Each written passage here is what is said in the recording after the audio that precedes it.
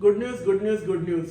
Yes friends, अगर आप loan लेने का प्लान कर रहे हो या अगर आपके पास लोन है ऑलरेडी, तो आरबीआई ने आपको एक तोहफा दिया है।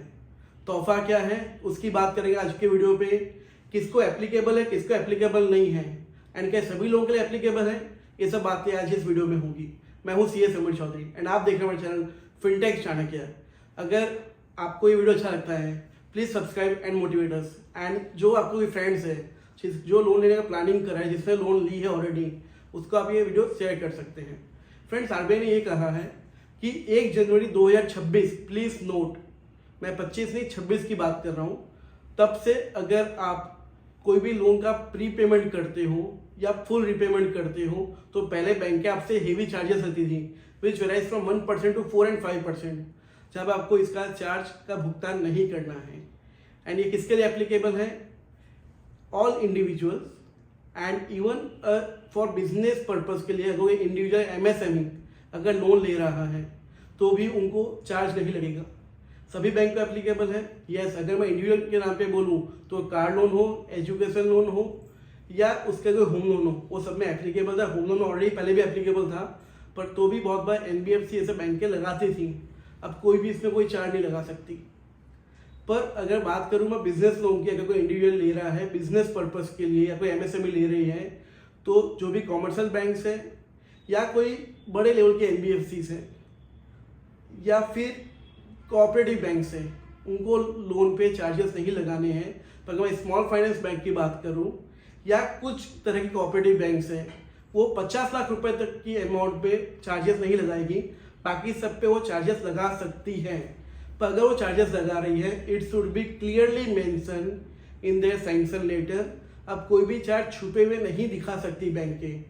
और अगर उन्होंने कहीं पास में कोई चार्ज लगाए हैं, उसको उन्होंने रिवर्स कर दिया, वे भी कर दिया है, तो उसको वापस से रीइंस्टेट यानी वापस से चार्जेस पे तब्दील नहीं कर सकती। ये सब क्यों किया गया? बिकॉज गवर्नमेंट ने देखा, एंड खास करके आरबीआई का जिसमें बहुत बड़ा असर है, कि बैंकें एनबीएफसी या बहुत कोऑपरेटिव बैंक मैल प्रैक्टिस करी थी, जिसको हम फेयर ट्रेड नहीं कहते, तो वो हो रहा था। एंड आज एमएसएमई इंडिविजुअल को कुछ प्रोत्साहन मिल सके एंड वो अच्छे से बिजनेस कर सकें, उसका फायदा हो सके, तो ऐसे बैंकें क्यों कर रही थी? उनको तो पैसे मिल रहे, अकाउंट एमपी नहीं होगा, बिल्कुल सही बात है। पर जब इंसान को लोन चाहिए तो हो सकता है वो किसी एनबीएफसी के पास को ज़्यादा रुपए चाहिए या उसमें को लोन नहीं मिल रही, सिबिल में कुछ प्रॉब्लम कुछ भी है, तो उसकी रेट ऑफ इंटरेस्ट हाई हो सकती है या उसकी लोन की अमाउंट कम होगी।